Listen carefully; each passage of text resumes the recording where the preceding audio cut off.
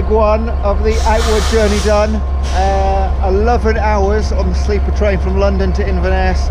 We are now in Inverness. Can't see much. Don't know why it's called the sleeper train, didn't get any sleep at all. Now another 4 hours to get from Inverness to Wick. As you can see, doing a jogle is only for those heroic enough, brave enough.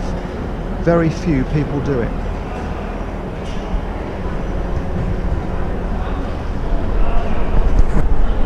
This is supposed to be my jogle.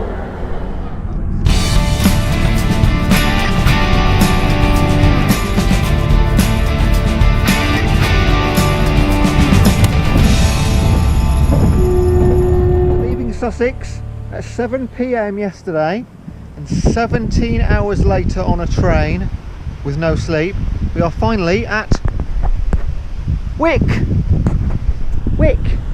and we're still 20 miles from John and Groats.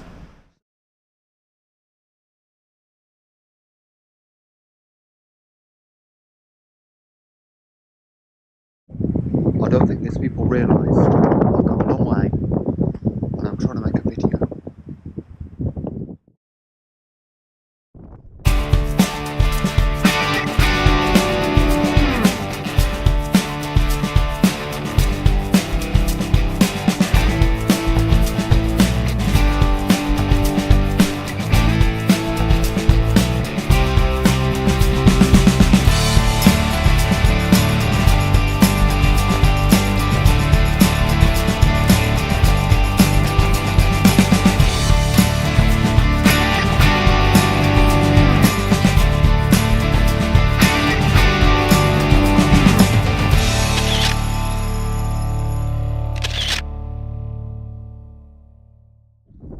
About a minute out of John and Groats, and I've stopped my jacket on.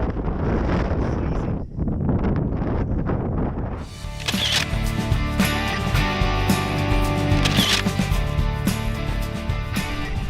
freezing. First 2 hours done. All of it into a 30-mile-an-hour headwind. So I'm tired a little bit, more than I thought I would be. So I stopped at this little shop for a toppy crisp.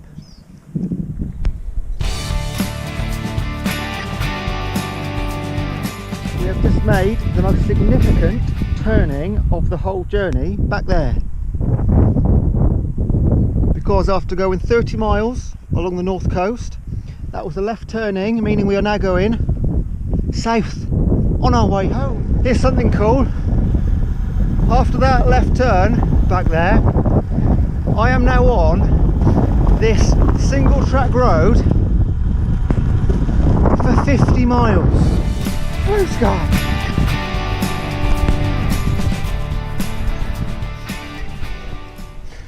In the spirit of adventure, I thought I'd go off the beaten track a bit. Now, the views are better, but I don't think these roads were made for carbon road bikes. But it is amazing. Genuinely don't think people are meant to be up here. Well, I get to look at that, so the most unreal descent through the valley in the background. Wow, wow, wow.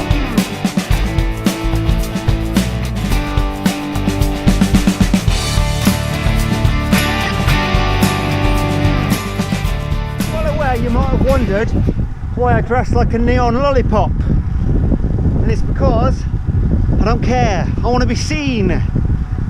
What I can't stand is people that wear black on a bike. What are you thinking? Surely you want people to see you. People can see me. I've got more chance of living to the end of this ride that way. I just realised that I didn't touch the sea before I left. There we go. Touched it. I'll do the same in Cornwall when I get there.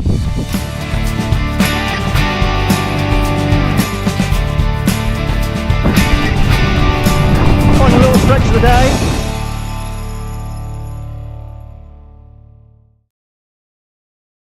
10 AM, day 2. 110 miles today. I treated myself to an Indian last night. I walked into town, had an Indian, and only one in there. Halfway through my meal, ate far too much, and a Scottish couple came in, and I kid you not, they sat down, nice Indian restaurant, and they both ordered fish and chips and an iron brew. And there was a chippy the other side of the road. Don't get it.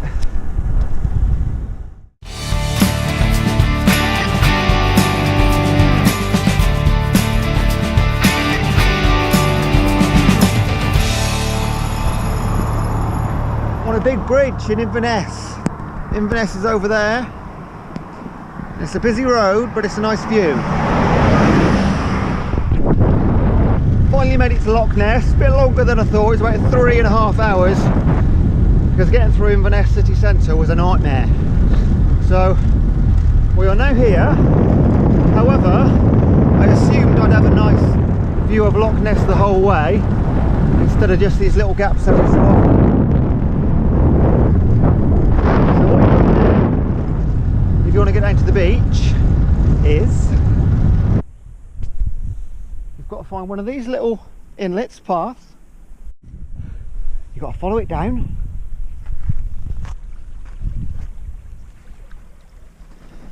and then you've got your own little private beach.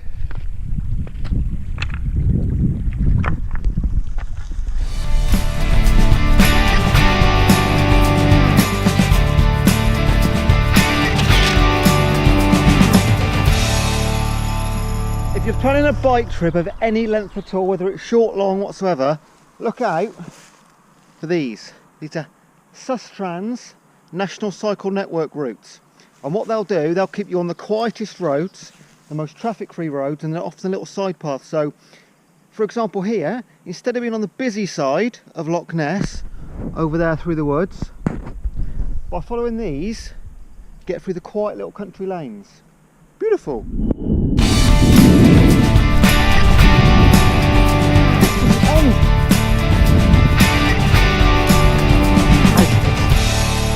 Out of Loch Ness, and we are now in the mountains, and I'm sure I've been climbing for at least about half an hour, and I think I'm near the top, but as you can see, unbelievable. It's worth every bead of sweat to be up here. What goes up must come down.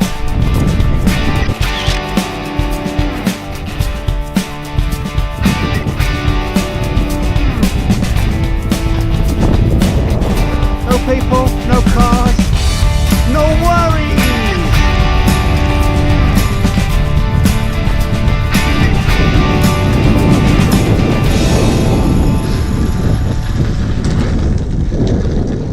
I have made, without doubt, the worst decision of this ride so far at 85 miles into day 2.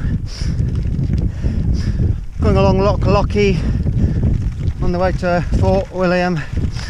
On the GPS, there's a route on the northern edge that looks a bit more quiet and exciting than the southern edge, and it's definitely more quiet because it's an absolute pure mountain bike track. But I am way too stubborn to turn back. Wrong fucking way. I'm not kidding, I've just climbed up about 500 feet of mountain bike track, and it's actually a dead end.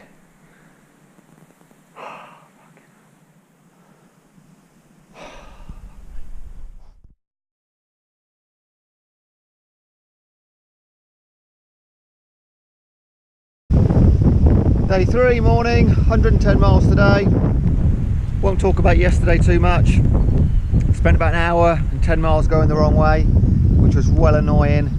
And the most thing I don't like is that I missed out filming quite a nice bit around Fort William, which was really pretty, but I was in a bad mood for about an hour and a half. So today, bad weather, won't be a lot of filming, might just get to the end of the day. I just want to get this one done. I'm starting to feel a bit tired now.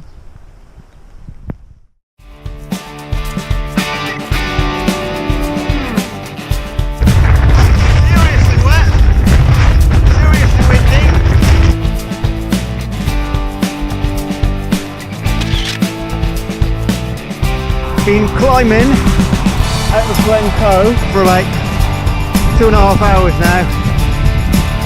I'm feeling like I'm nearly near the top.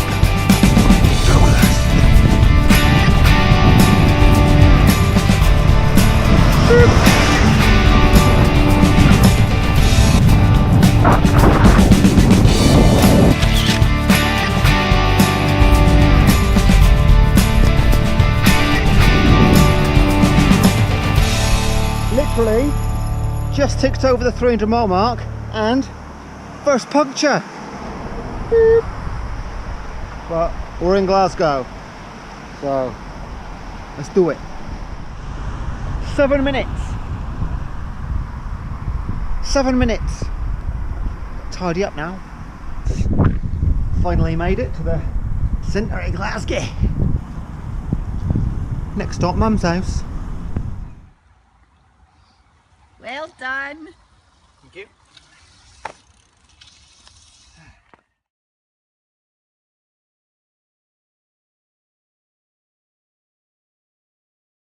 Bye.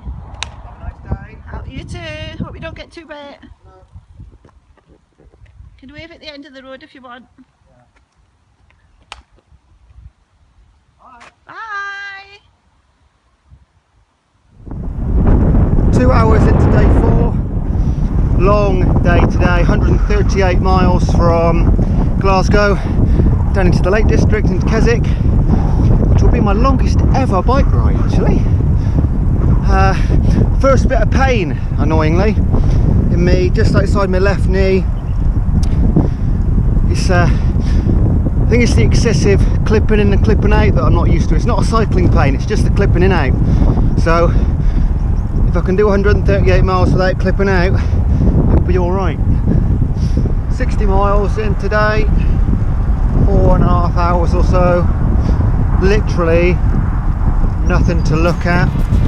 Only thing to report is my knee. It's really, really sore. Every pedal stroke now is pain. When I get to the Lake District, it's another 75 miles today. I'll assess the situation there. Just stopped in Gretna to weigh up my options and eat. So just down some ibuprofen. 50 more miles to Keswick or THIRLMERE, and that just seems a long way away at the moment. I'm going to have to put my camera away because I'm sat in a kids' park with a little video camera. It looks weird. It's amazing. Ibuprofen, paracetamol, ibuprofen gel, and the pain goes away. Whee! Got off to take the only photo that I'm going to take today. Feels like halfway there, but it's not. As you can see, we're now in lakes.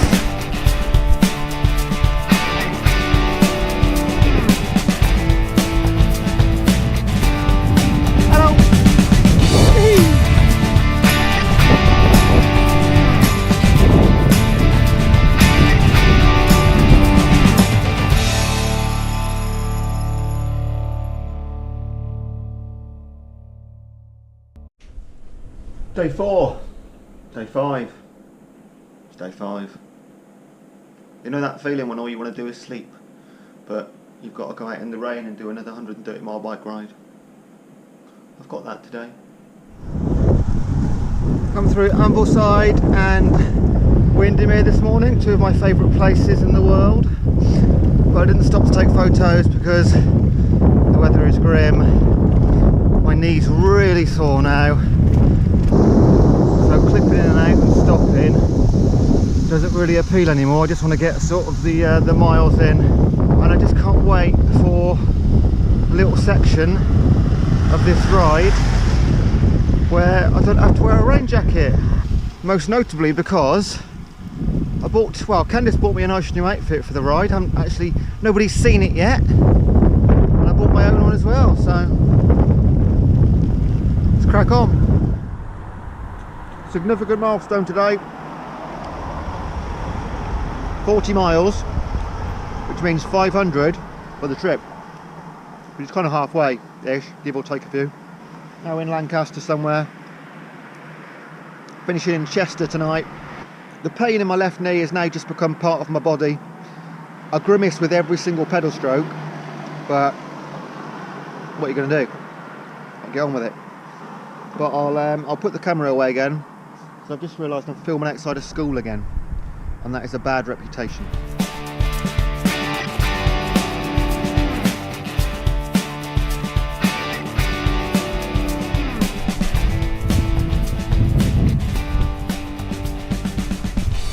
Never really enjoy coming through cities, but sometimes it is inevitable.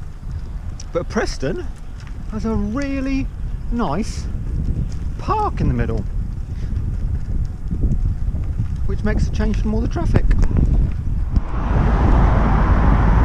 No matter what your route, if you do a JOGLE, you will be lucky enough to see lochs, mountains, lakes, rivers, stunning scenery. You may also get to see Warrington in rush hour.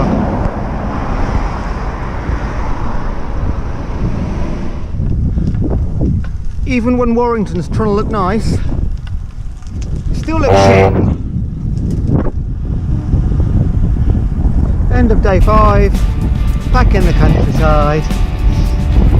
I've got no food and no water left, so fingers crossed the hotel have a bar or a restaurant.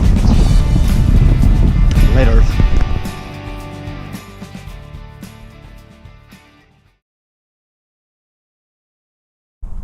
Good morning, day 6, and before I set off today I wanted to show you where I stayed last night because it was really nice. It's a place called Trafford Hall, just outside of Chester. And it's run by a charity, and all the rooms, they're like little eco houses. Look at those. 130 miles on the route today, but I'm going to try and shorten that to about 120 by taking some straighter line. And also, as I'm not planning on seeing much scenery, I'm going to address the questions you will get asked if you plan a bike ride like this, and the questions I've been asked and how I answer them. Some of them controversial.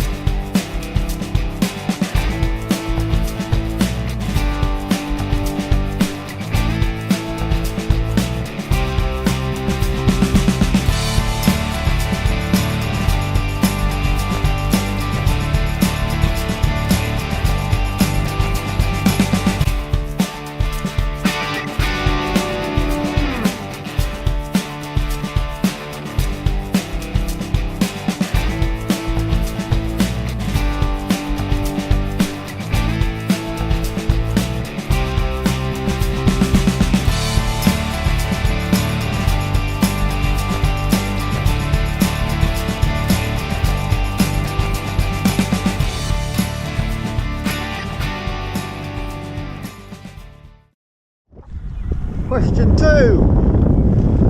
Why do you do it? But it's more of an all-round why do you do the long distances and things.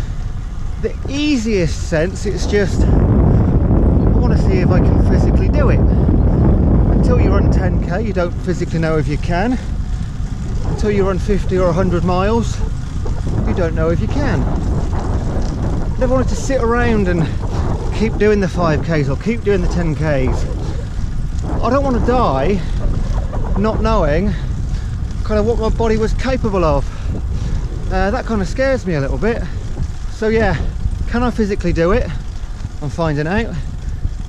If I can, the next challenge, it'll just be harder again.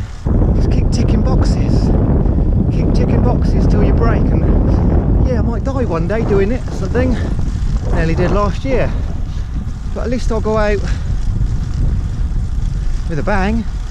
Yeah, can I do it? Finding out. If I do, bigger and better next time.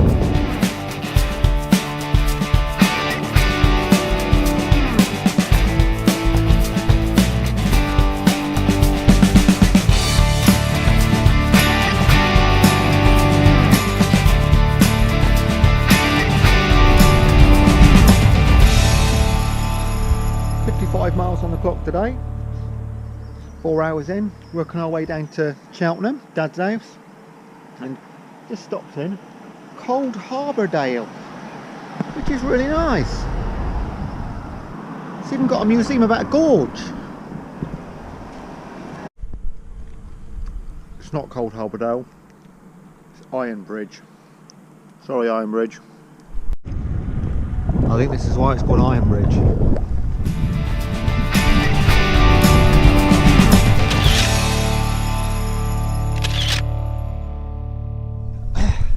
Question 3. Do you get bored / do you get lonely? No. I enjoy my own company. 99% of this route I'll have never set eyes on before, so you're constantly seeing new things. Yeah, if you're going round in circles at home, it gets a bit boring, I understand that. But on things like this and new adventures, never. Do I get lonely? No, not at all. I miss Candice, my wife, of course, because she's my best friend as well. So I always miss her. But you sort of get on with it. And I got this little camera to keep me company or keep me occupied. Nice views, isn't it? If you like the countryside. Nice little surprise back there. Just heading into Worcester, about mile 90. And cycling along very safely. A car beeped its horn behind me and it drove past. I thought, I hadn't done nothing. And it was my dad. He come to say hello, which was brilliant. Final question, because we're nearly at Dad's house, 117 miles. And this question has loads of endings, pick any one you want. Because people will ask, what will you do if your bike breaks, you get lost, the weather's terrible, get an illness, if your bike gets stolen, what happens if your train breaks down? And the answer to all of them is, you prepare as best you can, and then you deal with it.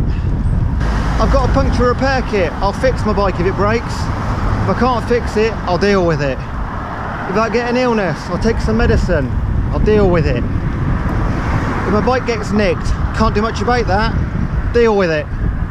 Train breaks down, can't do anything about it, deal with it. So don't give in to scaremongering. That's all they're trying to do. Just deal with it. Deal with it.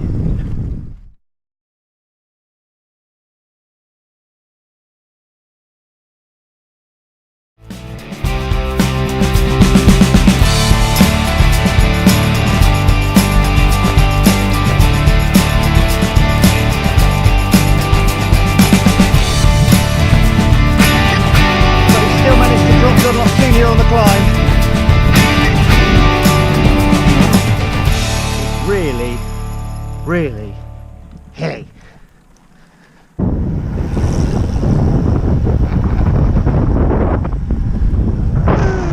Day 7 and we're already 121 miles in. I haven't done much filming today because I've had company. Kevin, in brackets brother, has decided to join me for the last 2 days from Cheltenham down to Land's End. So he's doing a Cheltel. First 90 miles today, pretty flat, easy, and then we hit Exmoor. And Exmoor is really hilly. Nearly at the hotel. And something to eat, and then we'll look forward to tomorrow, day 8 and the final day. just to clarify, this is still an unsupported attempt because there is no drafting. Not that he could be in front of me anyway, but only 75% solo now, but it's good. So don't get any ideas.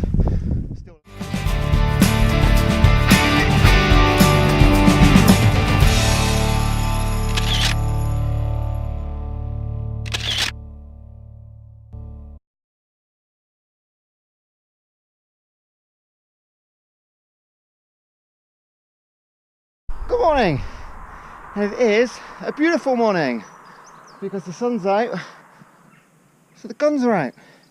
Final day, 140 miles due today, but I don't think we're going to do that. I'm going to try and trim it short a bit and take some hills off, because again, like I said yesterday, with all the best intentions, you get near the end and you think, sod that. So I'm just waiting for Kevin, because although I've got 850 miles in my legs, I'm still dropping him on the climb. We're just going to try and enjoy today. Candice is here, the wife as well. She's around and about. But again, just to clarify, completely unsupported. There'll be no drafting. There'll be no carrying of anything. It's still a fully unsupported attempt.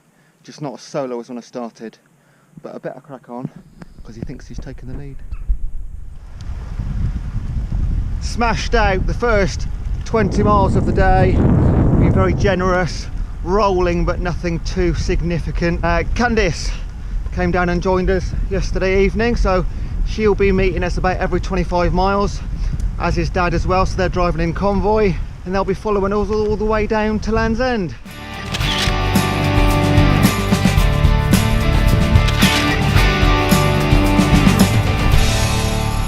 $50 miles smashed out on day 8, which means there's less than 100 to go, which is amazing. We just stopped for our first sort of little proper break. We did have a 20-minute break earlier because we had another puncture, and then the one I replaced it with had a puncture as well, so I actually had 2 punctures in one go. So we're trying to crack out some miles going south. We're going to try our luck on the A30. If it's rank, then we'll get off, but we just want to bash out some miles and get close to the end, get in there. Tried the A30 for about a mile, nearly died 11 times. Kevin cried 3 times, and we got off, and now we are on an alternate route, which is hillier but quieter. And I forgot to say, we're also in Cornwall now, the final county of the journey, and we are probably about 70 miles from Land's End. Get in there.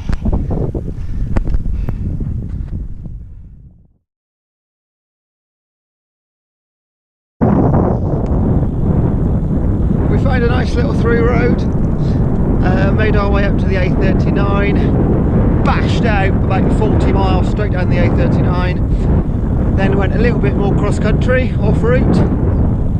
Then we ended up on the A30 all the way towards Land's End, and I've just seen the sea. Kevin is very kindly shut off to make sure I get a bit of glory and some good photos at the finish line. 8 days.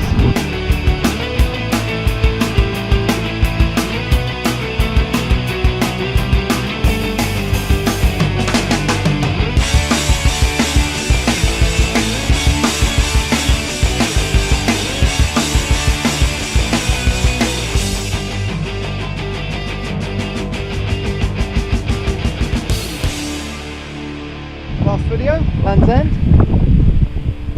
It's the official pole, but because the bloke's gone, I have to use a little fakey one. So there we go.